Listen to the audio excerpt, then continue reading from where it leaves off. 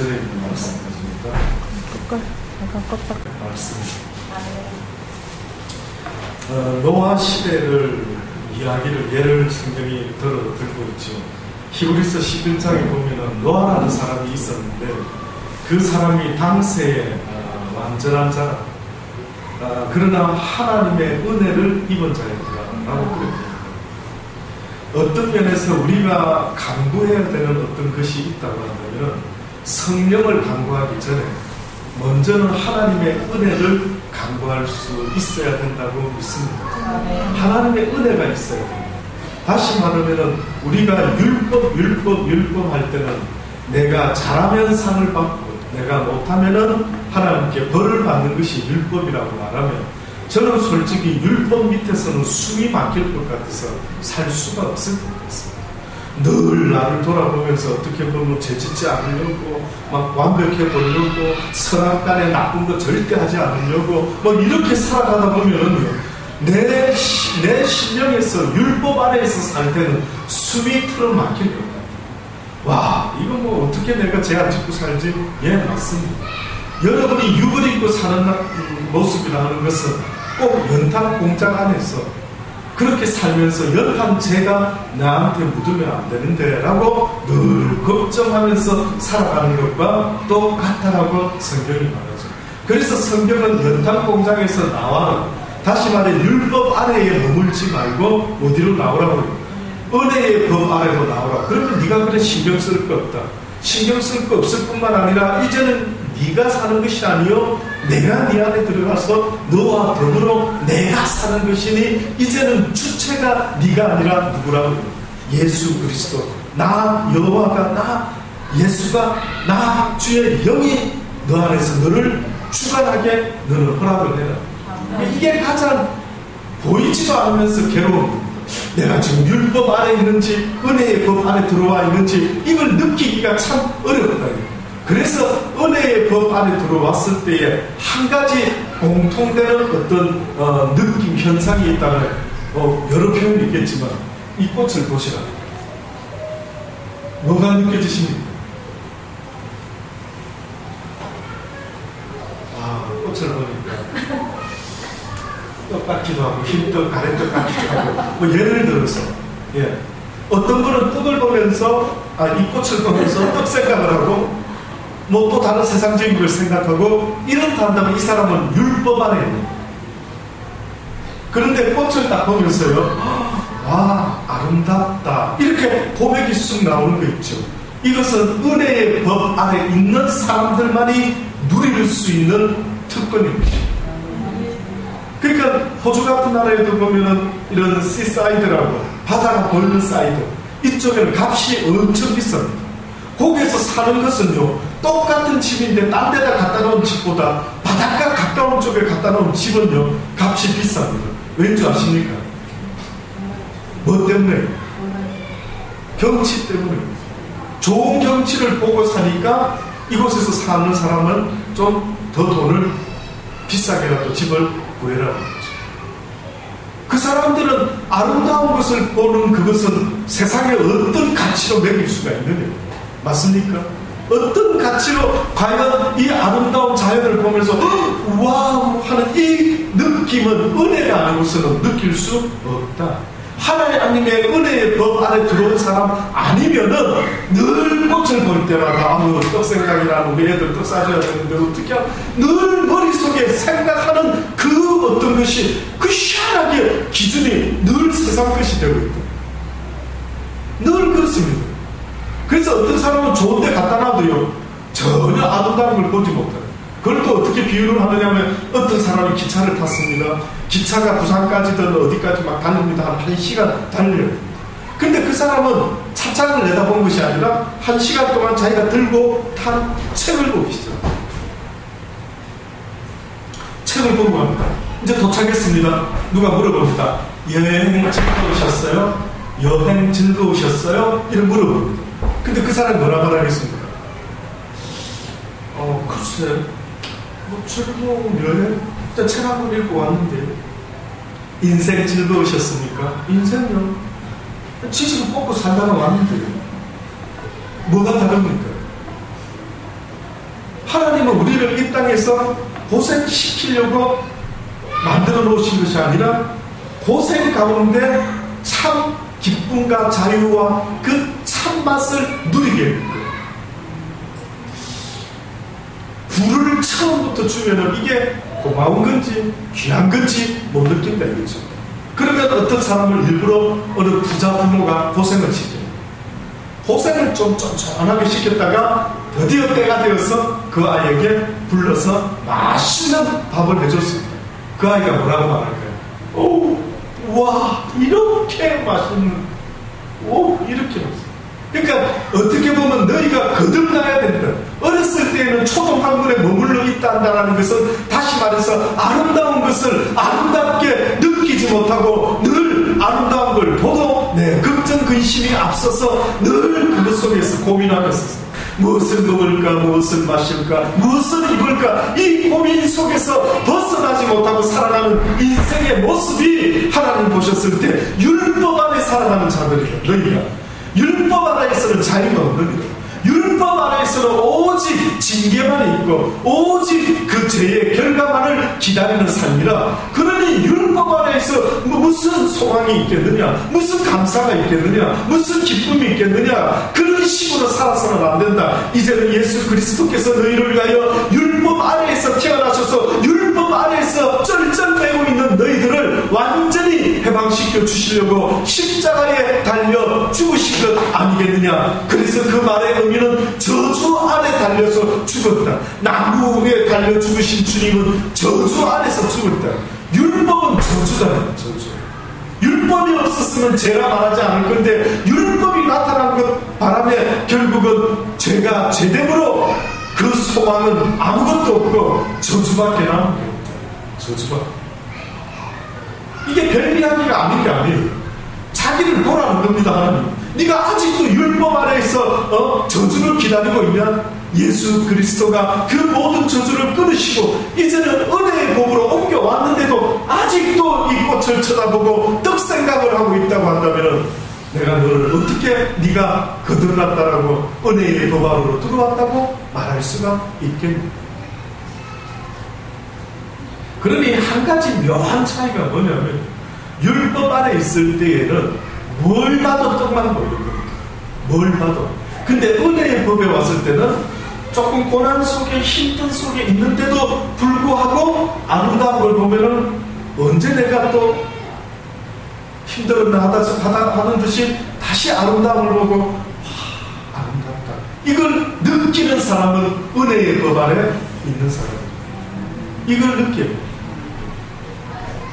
암만 힘들다가도 고개 들고 주를 바라보면서 할렐루야 아멘 여호와는 나의 목자시니 내게 부족함이 없을 줄을 믿습니다. 이런 고백 속에서 살아갈 수 있는 그것이 은혜인 것입니다. 그러니 무엇을 더 먹을까 더 입을까 마실까를 구하는 자보다 오히려 먹을 것 마실 것 입을 것 없어도 좋다요. 없어도 좋은데 아버지여 나에게 그 모든 것을 넘어설 수 있는 놀라운 경지에 그 믿음의 삶을 살아갈 수 있는 은혜를 나에게 베풀어 주옵소서. 이것을 왜 안 구하느냐? 왜 문제의 해결이 밥이라고 생각하느냐? 왜 문제의 해결이 있는 것이라고 생각하느냐? 문제의 해결은 먹을 것 입을 것보다도 더한 고상한 비전을 가지고 더 고상한 하나님의 소망을 바라보며 살아갈 수 있는 그 믿음과 그 은혜를 왜 구하지 않느냐? 왜 구하지 않느냐?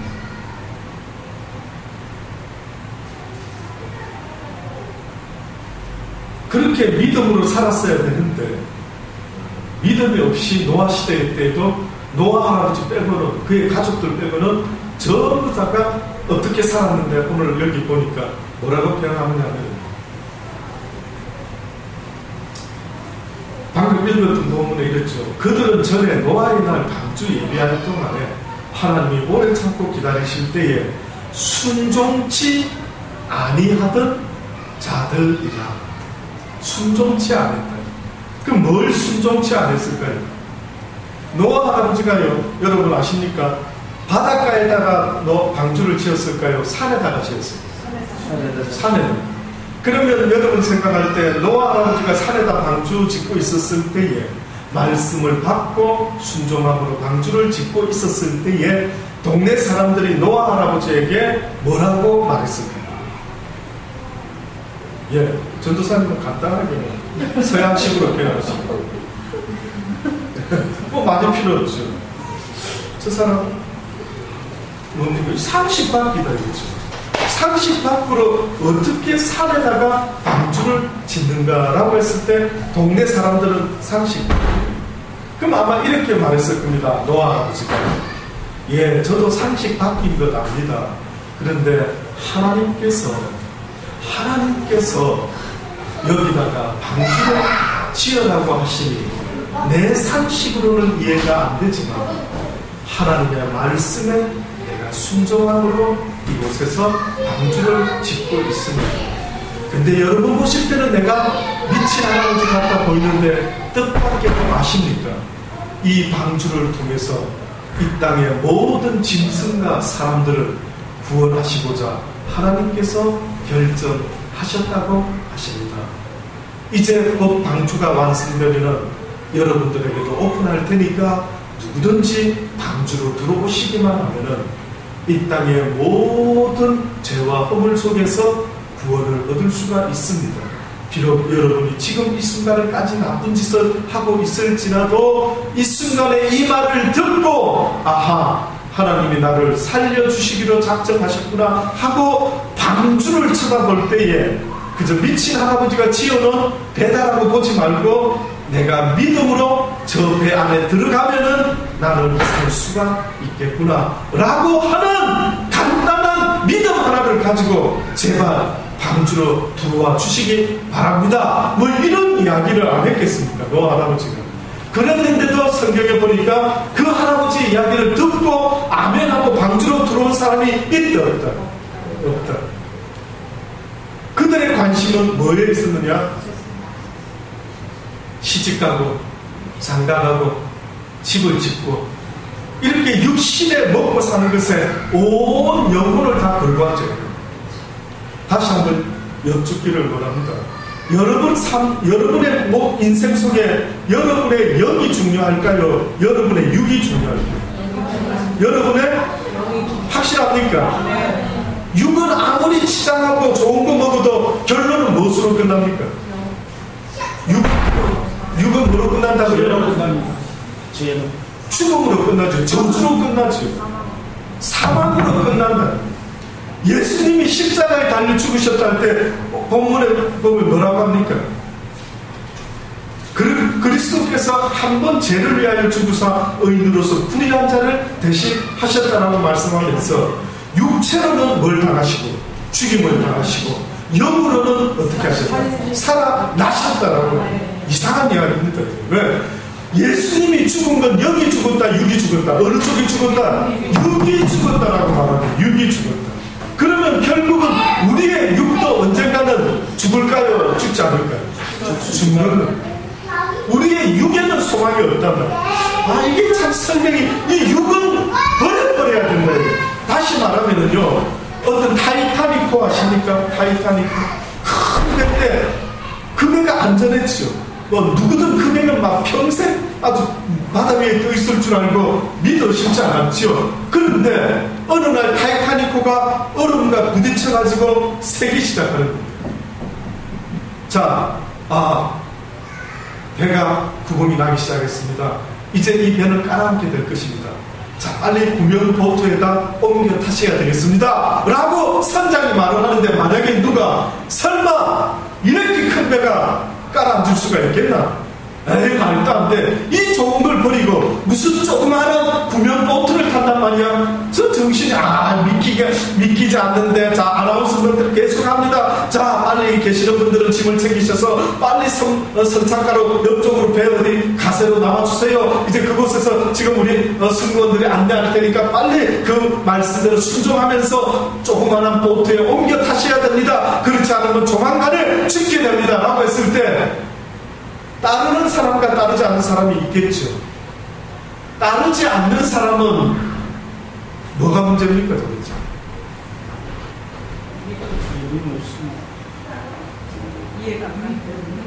네, 자기 믿음, 자기 판단, 이 배를 지은 사람이 그것도 조종하는 선장이 모든 걸 알고 있지 않습니다. 그 선장이 지금 이야기를 하는 겁니다. 이 배는 지금 점점점 가라앉고 있습니다. 우리를 지으신 하나님이 뭐라고 말씀을 했냐면 너희의 육에는 소망이 없다라는, 육은 점점점 죽어간다. 육은 점점점 늙었다가 언젠가 이 땅에서 누구든 한 번은 죽게 된다. 그러니 너희가 육을 위해 살 것이냐 영을 위해 살 것이냐. 나 예수 그리스도가 한 번 죽었는데 너희들의 육을 위하여 죽은 것이 아니라 뭘 위하여 죽었다고? 너희들의 영혼을 위하여 내가 대신하여 육이 죽어졌다라고. 그렇게 내가 육을 위하여 죽었으니 이제는 너희와 하여금 육을 위하여 살아가는 자가 되지 않도록 하겠다라고 그렇게 말씀합니다.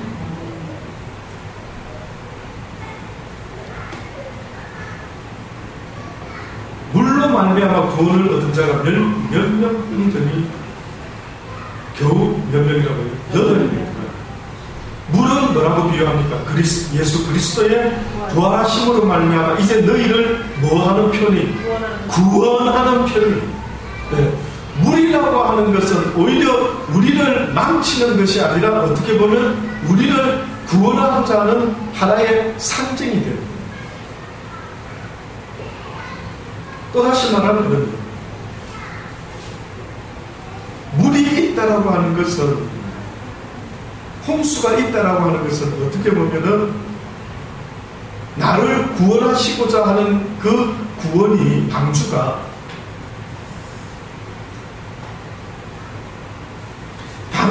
필요한 용도는 뭐가 있어야 제 역할을 합니까? 물이 있어야 제 역할을 하는 거죠. 그렇죠? 그러면 구원이라고 하는 것은 뜻밖에 안 돼요. 구원이라는 것이 이렇게 있어요. 이렇게 좀 잘 한번 이해해 보십시오. 노아 방주가 산에 이래 있습니다. 지금. 그렇죠? 자, 타세요. 홍수가 집니다. 빨리 타세요 했습니다. 그러면 이 방주가 결국은 구원을 이루기 위해서는, 온전한 구원을 이루기 위해서는 이 방주가 물에 뜨기 위해서는 무엇이 필요하다고요? 물이 필요하다. 지금 설명을 하는데, 이 바울이 지금 설명을 하는데, 이 물은 하나의 뭐라고요? 부활하심으로 이제 너희를 구원하는 표다. 부활하심으로 너희를 구원하는 편이 곧 세례라. 그러니까 홍수로 사람이 죽었지 않습니까? 그렇죠? 홍수로 사람이 죽었는데, 죽었다라는 그것이 그냥 육이 죽었다, 그 당시 때 사람만 죽었다 이 뜻이 아니라 세례의 의미가 있는데, 세례가 물속으로 침례했다가 일어난다라는 것은 곧 어떻게 보면 이제는 육을 위해서 살지 말고 이제 육은 죽고 무엇을 위해서 거듭나라? 영을 위해서 다시 거듭나라. 그러면서 뭐라고 굳이 또 표현을 하냐면 육체에 더러운 것을 물이 제해 버린 것은 아니다. 예수님이 죄를 위하여 죽었습니까? 죄인을 위하여 죽었습니다. 누굴 위해서 죽었다고? 죄인입니다. 잘 새기세요. 예수님이 십자가에 달려 죽어주신 것은 죄를 위하여, 사단을 없애려고 죽어주셨습니까? 죄인을 위하여 죽어주셨습니다. 죄인이죠. 죄가 없어졌습니까? 그대로 있습니까? 이 세상을 다스리는 임금인 사단이 모든 세상의 죄를 관장하고 있는데, 예수님이 죽으신 것은 그 사단을 없애려고 죽으셨습니까? 아니면은 그 사단의 통치 아래에서 죄인을 구원하여 벗어나게 하기 위한 거예요. 예. 그러니까 죄는 그대로 있다 이거죠. 죄인만 구원을 시켜야 됩니다. 그러니까 여기 지금 잘 한번 새겨들어 보십시오. 예수 그리스도의 부활하심으로 말미암아 이제 너희를 구원하는 편이 곧 세례라. 육체의 더러운 것을 제하여 버림이 아니요, 육체에 덕지덕지 붙은 죄를 다 없애버림이 아니요. 잘 새기죠. 오직 선한 양심이 어떻게 된다고요? 하나님을 향하여 찾아가는 것이. 귀 있는 자는 들을지. 아멘. 귀 있는 자. 결국은 죄는 그대로 있다. 내가 죄인에서 용서함을 받았다라는 겁니다. 그 다음부터 죄는 있지만 너는 더 이상 죄는 짓지 말라. 가늠한 여자가 가늠하다가 현장에서 잡혔어. 즉결 처분을 해야 되는데 예수님께 데리고 왔지요. 와가지고 예수님 예수야 이 자가 가늠하다 잡혔는데 이거 어떻게 죽여야 되지 않냐 라고 했을 때 예수님이 뭐 했다고요? 죄 없는 자가 먼저 돌로 쳐서 죽여라. 아무도 죄 없다고 말할 자격, 누구를 정죄할 자격이 우리에게 없다는 걸 가르치는 거예요. 죄 있는 놈은 죄 있는 사람을 정죄할 자격이 없어요. 그래서 여러분 입 조심해야 되는데 누구 저 인간 저 인간이 그랬대 조심해야 되는데 그런 말할 자격이 우리에게 있다 없다? 없다. 그럼 그걸 누가 좋아하겠느냐? 사단이가 좋아. 사단의 특징은 뭡니까? 욥을 통해서 봤을 때 사단의 특징은 사단은 인간들을 하나님 앞에다 올려다 놓고 요 인간은 요 하면서 참수하는 자예요. 참수하는 자. 아시겠습니까? 네. 그러니까 꽃을 보고 와 은혜의 법으로 들어왔다 했죠. 또 한 가지 예를 굳이 든다면 내 입에서 이제는 누구를 참수하는 말이 안 나올 때에 어머 내가 왜 이제 이런 말하는 걸 별로 안 좋아하지? 이상. 근데 옛날에는 누구 막 누구 씹는 이야기 하면 막 오징어 땅콩이 생각나서 막 시간 가는 줄 모르고 씹고 막 그 인간이 그랬대. 야 하면서 막 얼마나 재밌게 씹었는데 어머나 어느 순간에 누군가를 씹을 이야기를 할 때 왜 이렇게 정이 뚝 떨어져? 누가 막 나한테 그런 이야기 하더라. 여기 와서 며칠 안 돼서 샤브한 그 식사를 한번 했어요. 마침 이쪽 저래 젊은 어떤 충부 두 사람이 앉았어요. 밥을 먹었어요. 제가 안 듣는 것 같지만 알게 모르게 하는 이야기들을 들어보는데 자세히 들을 것도 없지만 막 전부 모든 이야기가 그 사람 그 인간 때문에 누구 때문에 누가 이렇게 해주면 되는데 그 인간이 안 해주니까 그렇잖아. 그럼 나 진짜 짜증나더라고. 막 모든 이야기 하나부터 끝까지 가요. 밥 먹으면서 하는 이야기가 막 온갖 그런 이야기를 하는데 저 영혼에서 저 영혼이 밥을 먹다가 이 차가 잘못한 것 같아. 막 느낌이 올 정도로 막 괴로워서 못 있겠더라고요. 괴로워서. 우리는 그렇게 못 살아갑니다. 우리는 그런 소리 하면서 살 수 있는 존재가 아니에요. 이 사단이 나쁜 놈이요. 우리를 막 다른 사람을 씹으면서 나도 망해가도록 그렇게 지금 아주 시나리오를 써놓은 것 같이 너무 불쌍한 모습으로 그냥 씹으면서 죽어가는 걸 보게 되더라고요. 우리는 누군가를 정죄할 자격이 없는 거예요. 그러니 주님께서 뭐라냐면 내가 죄를 없앤 것이 아니라 너를 용서해줬다. 죄값을 치러야 되는 너에게 다시 한번 완무와 찬스를 주는 것이라는 걸 지금 성경이 우리한테 알려주는 겁니다. 그래서 정신 차리라는 겁니다. 그래서 바울에게도 뭐라고요? 네 육신에 또 다른 법이 있는데 그 법은 사망을 만들어내는 법이 네 속에서 날마다 있어가 끄떡 잠깐만 방심하면 너로 하여금 사망에 합당한 그런 열매를 맺게 만들고 있다. 다시 말해서 저도 모르게 무슨 말을 하나님 들으셨죠? 저희가 지금 주님이 싫어하는 말을 했습니다. 봤죠? 이제는 죽음으로 저놈을 끌고 가도 아무 말 하실 수가 없습니다 하고 그렇게 기회를 못 보고 있다. 기회를. 그래서 결국은 세례를 받는다라고 하는 때에 기독교에서 교회에서 세례받는 의미가 뭡니까? 라고 할 때 죄를 없앤다기보다 이제는 세상의 죄 가운데 종노릇하며 살았던 그 일에서 이제는 선한 삶을 살아갈 수 있는, 다시 말하면 하나님을 향해서 바라보고 찾아간다 하는 그 말은 내가 이제부터는 하나님의 방법으로, 하나님의 웨이로, 하나님의 시온의 대로로 내가 이제 믿음으로 말씀을 보면서 그렇게 착한 모습으로 살아가야 되겠다라고 하는 그 모습을 성경에서는 하나님을 향하여 찾아가는 자들의 모습, 하나님을 향하여 찾아가는. 그러니까 똑같은 길을 가는 게 아닙니다. 다 다른 사람은 내버려 두세요. 1장. 너와 누가 구원을 받아? 내 집이 구원을 받아. 너와 내 집부터만 구원받아도 된다. 남 걱정은 하지 말아야 돼.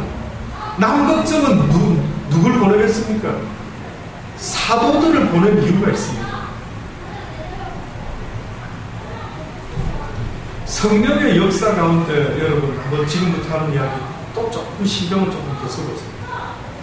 성경에서 보면은 성령이 임했을 때 언젠가 우리 저 조카 영림이가 한번 저한테 개인적으로 물어봤었던 겁니다. 본인이 기억할지 모르지만 물어본 건데 그게 뭐였느냐 하면 성령이 임하면 다 목사, 전도사, 선교사가 해야 됩니까? 이렇게 한번 비슷하게 물어봤죠. 성령이 임합니다. 근데 여러분 성경에 보면은 성령이 임할 때에 나타나는 증상이 다 똑같습니까? 다릅니까? 다 다릅니다. 그렇죠? 고넬료라고 하는 이방 사람에게 성령이 임했죠. 베드로 사도 시대에 절대 이방인과 함께 섞이면 안 된다고 철저히 지켰는데 베드로가 깨닫고 이방인의 집에 가서 예수 그리스도 십자가의 도를 전해줬을 때에 고넬료가 말씀을 듣는 중에 어떤 일이 벌어집니까?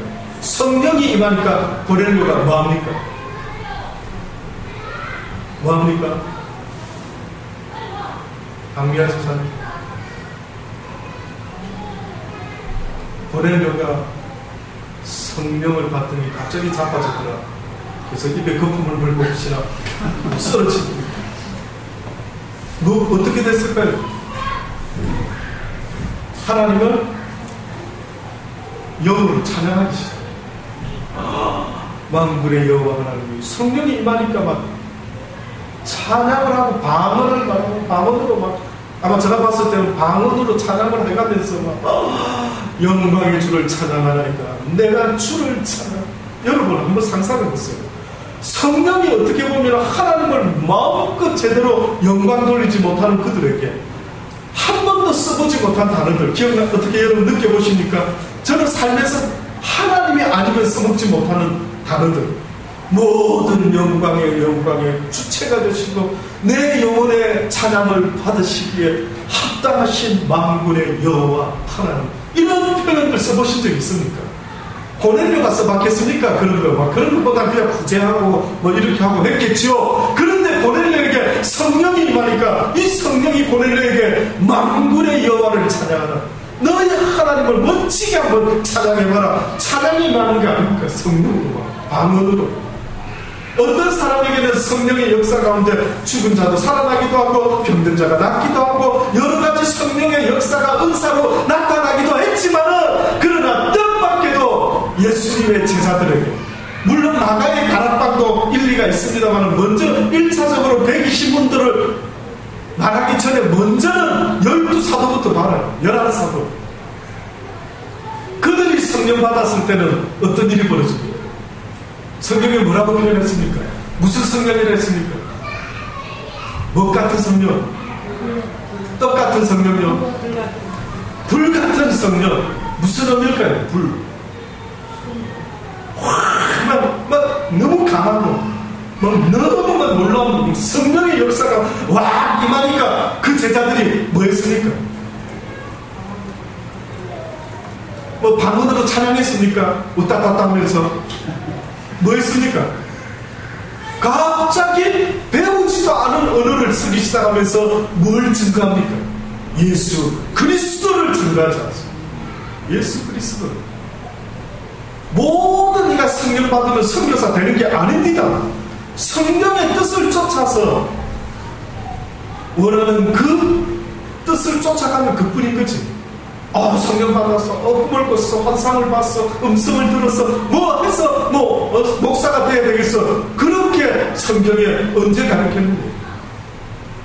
하나님에 대한 지식을 쌓는 것은 사도나 평신도나 누구나 다 똑같죠. 그 가운데 보았다가 하나님이 저런 잘 배우고 있구나 싶으면은 어느 때는 성령께서 역사에서 주의 길을 가거라 라고 이끌어 가시는 일도 있겠지만은 먼저 사도들이 성령 받기 전에 무엇부터 배웠습니까? 하나님의 말씀부터 배웠잖아요. 3년만 숙식 최정예 부대로 완전 오리지널로 그냥 아주 막 쪽집게 가회를 하듯이 예수님께서 숙식으로 막 아주 천국의 복음을, 그래도 감을 잡았습니까? 못 잡았습니까? 그래도 그들이 뭐 100% 깨달았습니까? 못 깨달았습니까? 못 깨달았다. 육을 갖고 천국의 영의 진리를 깨달아 보려니까 이게 쉽지가 않은 겁니다. 그러니 예수님께서 보혜사 성령이 너희들에게 오면은 어떤 일이 벌어진다라고 말씀을 했는데, 제자들에게 막 우따따따따따 물론 땅 끝까지 이르러 내 증인이 되리라 하셨죠. 그러나 그 말만 한 게 아니라 뭐라고 하셨는지 압니까? 보혜사 성령이 너희에게 임하면은 그 성령이 너희들에게 무엇을 하게 한다고? 말씀을 그동안 배웠던 건데 이해가 잘 안 돼. 그건 무슨 뜻이었을까? 이러고 있는데, 아하, 그 뜻이었구나. 깨닫기도 하고, 다시 생각나기도 하고, 이해하기도 하고, 그 말씀대로 살 수 있도록 계속 나를 옆에서 권면해 주는 것. 성령의 역할이라는 것은 나 대신 모든 걸 하는 게 아니라, 나와 더불어 그렇게 주의 말씀으로 살도록 나를 격려하고, 나를 이끌어가요. 상을 네가 받아가요. 내가 상 받으면 너는 뭐냐 이거지. 성령이 다 한다면 그럼 누가 열심히 복음을 쫓아 수조하려고 하겠는가? 성령의 역사는 돕는 역사다. 어떻게 돕는다? 말씀대로 살아가도록 옆에서 계속 권면하고 계속 알려주고 계속 이야기하는 역사, 이것이 바로 성령의 역사라고 또한 제자들한테 했던 것입니다. 그래서 어떻게 보면 제자들이요, 성령이 임해서 말씀을 막 증거할 때에 어떻게 보면 전하면서 본인들도 깨달았습니다. 어머나, 내가 어떻게 이런 말을 하고 있지? 왜요? 왜 이렇게 제가 말씀드릴 수 있냐고요? 어느 날 예수님이 베드로에게, 베드로야, 너는 나를 누구라 생각하느냐? 그랬더니만 뭐라고 말했다고요? 주는 그리스도시요 살아계신 하나님의 아들이십니다 라고 했는데, 이것을 알게 하신 이가 누구라고요? 하나님. 베드로 스스로가 지금 말하고 있는 게 아니다. 니도 말하고 있지만 너도 처음 하는 말이다. 너 이때까지 그런 말 한 적 없는데, 이야, 지금 이 시간에 네가 주는 그리스도시요 살아계신 하나님의 아들이십니다. 자랑할 게 하나도 없다. 지금 이 순간에 네가 알게 됐다. 누굴 통해서? 하나님의 성령을 통하여, 영을 통하여 내가. 그런데 어떻게 보면 제자들도 복음을 전하는 그 순간에 하나님의 말씀을 자기도 들으면서 깨달으면서 이제서야 이해하면서 그 복음을 땅끝까지 전파하지 않았겠습니까? 결국 결론적으로 말씀드리기 원합니다. 노아 시대 때 노아 할아버지가 그렇게 부지런히 말씀을 이야기했을 겁니다. 구원받아야 됩니다. 구원받아야 됩니다. 구원받아야 됩니다. 그런데 그들이 그 말을 듣고 불순종했더라. 쉽게 말해서 타이타닉호가 이제 곧 파멸됩니다. 곧 파손됩니다. 곧 빠집니다. 이렇게 말하는데 도대체 어떤 인간은 꿈쩍도 안 하고 에휴 뭐 그럴까? 그런 놀라운 믿음은 어디서 나왔는가? 결국 하나님이 그렇게 말씀하시죠. 너희가 선택하라. 결정은 너희가 하라. 지금 이 시대에도 나의 종들을 통해서 부지런히 내가 나의 뜻을 알릴 거니까 듣고 선택하는 자 구원, 듣고 뭐 그럴까? 라고 하는 자에게 그 대가가 언젠가는 치러지게 될 것이다.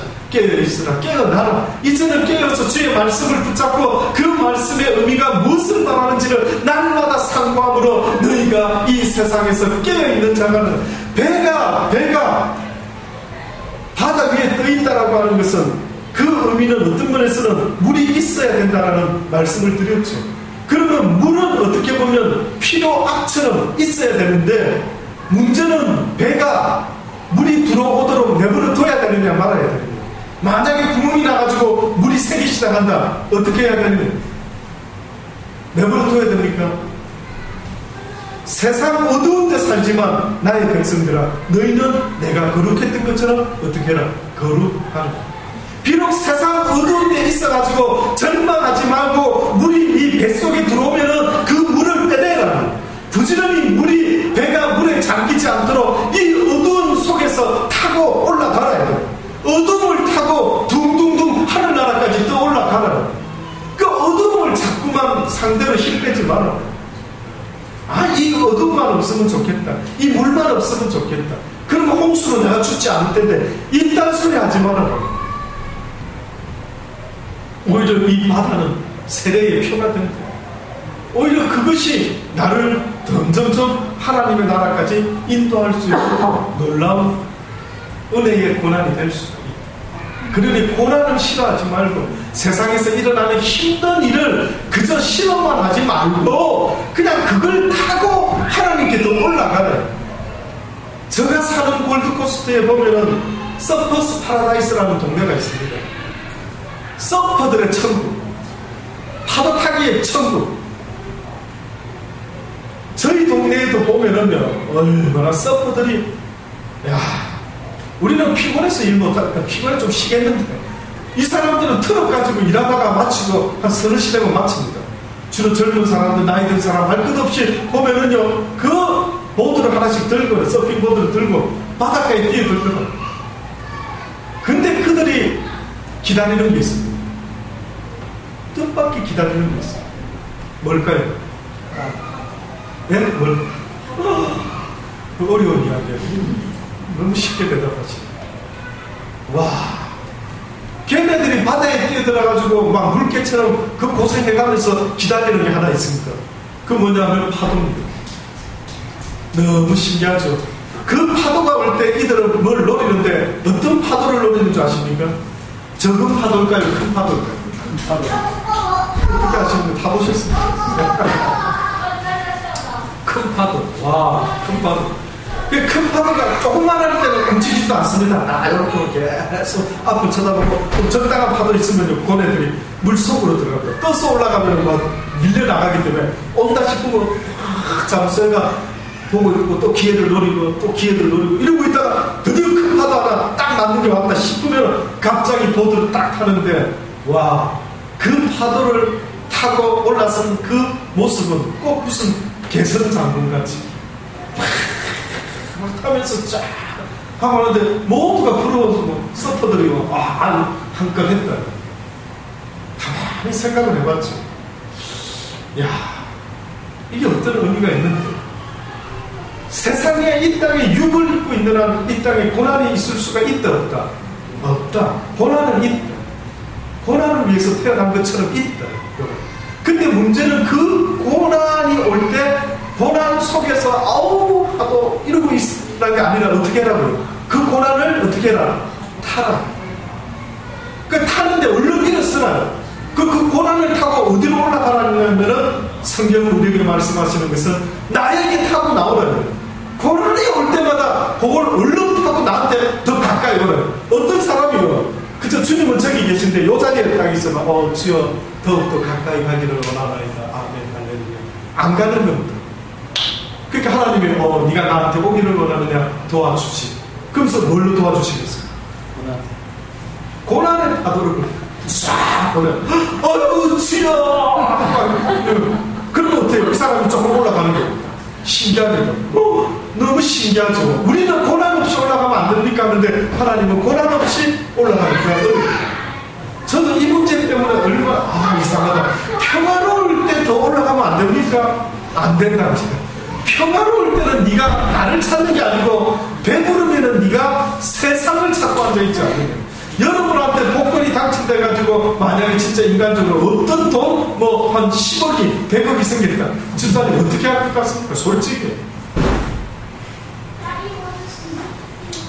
저도 안 있어봐서 잘 모르겠는데 아마 잘 몰라도 저는 글쎄 처음에는 하나님 감사합니다. 물론 당연히 기본은 하겠죠. 근데 제가 만약에 조금 더 인간적으로 생각을 한번 한다라고 하면은 틀림없이 차도 좀 바꿔보고 집도 바꾸고 음식 먹는 수준도 좀 바꿔보고 한마디로 말하면 눈에 보이는 세상적인 것들을 조금 업그레이드 시키려고 그 돈을 가지고 안 하던 짓을 안 하겠습니까?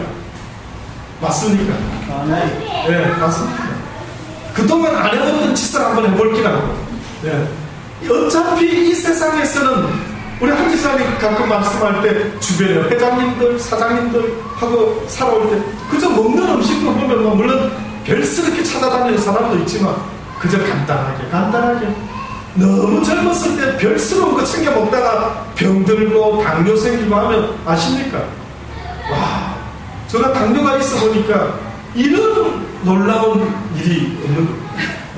그렇게 좋아하던 음식들을 먹지 못하고 이제는 뭐 피자를 먹어도 신경을 가면 고지혈, 콜레스테롤, 이거 희한한, 이야, 그러니까 아마 부자들도요, 내 평생 영원한 먹고 마시자, 야, 이제는 내 영원토록 누리면서 살아도 되겠다 했는데, 해필이면 그 부자에게 주님이 오늘 밤 미역을, 아니면 주님께서 오늘 밤 내가 너에게 선물을 주기를 원하는데 당근을 선물로 주기를 원하는, 만약에 그렇게 하신다 한다면 그 사람은 죄는 쌓여있지만은 이것으로 무엇을 하느냐. 그래서 하나님이 없는 자같이 살아라. 이 땅에서는 그저 있는 듯 없는 듯 다 쓰지 못하는 자같이 사는 게 지혜로운 자다. 아무리 부자 되어도 어떤 사람은 죽을 때, 이병철 씨가 옛날에 삼성이 죽을 때 죽도 못 먹고 그렇게 막 건강 때문에 그러다가 죽어갔다 하지 않습니까? 요즘도 그렇게 보면은 부자들이 잘 먹고 잘 사는 것 같은데, 여러분 오히려 너무 잘 먹고 잘 입어서 병이 지금 생기고 있는 거예요. 우리 시대에는 먹을 게 너무 많아서 고민입니다. 고민. 뭘 먹어야 될지. 순대를 먹어야 될지, 피자를 먹을지, 아니면 옛날에는 뭐였습니까? 있으면 먼저 먹고 보잖아. 없는 날이 너무 많다 보니 이게 막 닭고기가 되든 돼지고기가 되든 소고기 막 생겼다고 일단 입으로 갖다 넣는 거 아닙니까? 요즘은 이제 뭘 먹지 이러면서 선택할 확률이 많아졌지 않습니까? 그렇더라고요, 여러분. 그래서 결국은요, 부자가 되어 보더라도 하나님께서는 결국은 먹어봤자 너희가 몇 끼를 먹고 살고 뭘 그래 더 잘 먹고 더 잘했느냐. 오히려 풀 먹고 자랐을 때는 당뇨병도 없었고, 오히려 가난하게 자랐을 때는 비만도 없었고, 가난할 때 생긴 질병이 더 많습니까? 현실적으로 잘 먹고 잘 사니까 생긴 질병이 많습니다. 와, 이게 희한하지 않습니까? 그리고 잘 먹고 잘 사는데 자살이 더 늘었으니까 가난할 때 자살이 늘었습니다. 잘 먹고 잘. 이제 배부르니까 별 생각을 여러분, 아무쪼록 여러분 잊지 마십시다. 잊지 마십시다. 우리 살아가는 날 동안 고난의 파도가 우리한테 밀려올 줄 알아요. 하나님이 요 고난의 파도를 타고 나한테 좀 더 가까이 다가오라라고 나에게 고난의 파도를 보내시는구나 라고 생각하는 그 믿음이 여러분에게 축복이라는 사실을 저는 주의 이름으로 선포합니다. 잊지 맙시다. 지지 맙시다. 고난 앞에 지는 것은 순간에 우리는 고난 앞에 또 치고 마는 것입니다.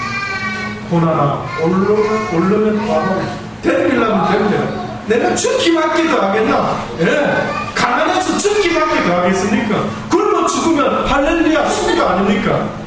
거짓 나사로도 어떻게 했길래 아브라함을 품에 안겼는데요? 한 게 뭐가 있습니까? 굶어 죽음. 그 믿음이 무엇을 잘했길래? 제가 볼 때는 나쁜 짓 하지 않고 나 굶어 죽으면 안 되지, 살아야지 육을 위해서 이래가지고 육을 위해서 도둑질 하다가 여기 죽어버린 것 아닙니까? 그러니 여러분 잊지 마세요. 빨리 갈 수 있는 기회가 없었는데 나에게 굶어 죽도록 순교의 길을 열어주셨구나. 이렇게 하면 죽으면 죽으리라 하늘나라 가서 만나면 되지 않겠습니까? 잊지 마세요. 우리 목적은, 내 영혼의 본향은 이 땅이 아니라 어디라고요? 하늘나라입니다. 그것을 자꾸 잊으니까 내가 또 뭐 때문에 고민하지?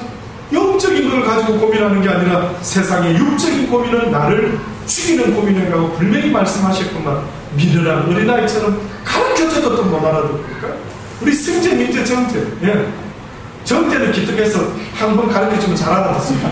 근데 이 큰 놈들이 승재는 둘째 가르쳐줘도 막 또 잊어먹어서 속으로 저 누구 닮은 거야, 이게 병원에서 어렸을 때 바뀐 거 아닌가 이런 생각까지 들면서 어디서 저런 게 나와가지고 내 인생에 막 그냥 나를 힘들게 만들어내고 있지 이러면서 부모 되기 전에는 몰랐습니다. 부모 되기 전에는 저는 저만 품위 유지 잘하면은 얼마든지 인생은 나름대로 어느 정도는 행복을 내가 만들어낼 수 있다라고 믿었는데, 어느 순간에 자식이라는 놈이 나타나가지고 나는 평화로운데 그놈만 쳐다보고 있으면 열이 받치는데 뭐 때문인지 아닙니까? 가르쳐 주는데도 못 알아들으니까. 이렇게 하면 안 된다고 가르쳐 주는데 먼저 살아본 아빠가 먼저 나한테 이야기하는데 그 이야기를 제발 들어주면은 그래도 괜찮겠는데 말귀를 뭐라고 답답해 죽겠네. 여러분 입장을 갖고 하나님이 지금 여러분한테 어떻게 살아라고 지금 이렇게도 말하고 저렇게도 말하고 하도 용어 목사를 통해서도 안 되니까 또 다른 전도사를 통해서 또 다른 어떤 선교사를 통해 또 어떤 사람을 여러 각도에서 지금 말씀하고 있는 거예요. 그러니까 뭐 예를 들어서 누가 저한테 만약에 은혜를 받았다 합시다. 목사님 다른 사람은 다 그거 엉터리고 목사님이 최고예요. 아닙니다. 어떤 분은 또 어떤 목사님한테 막 너무 은혜 받아서 막 그분이 우리 목사님이 최고죠. 아니요, 우리 목사님이 최고 하는데 우리 목사님이 최고가 아니라 우리 하나님이 최고인 겁니다. 그 하나님이 나를 깨닫게 한 거지. 요 목사가 지금 목 놓아서 이렇게 얼마나 오랫동안 1년 동안 말했어요. 그렇죠? 저는 마음을 다 비우고 있습니다. 여러분을 볼 때 여러분 저한테 부담 갖지 마십시오. 마음을 다 비우고 있습니다.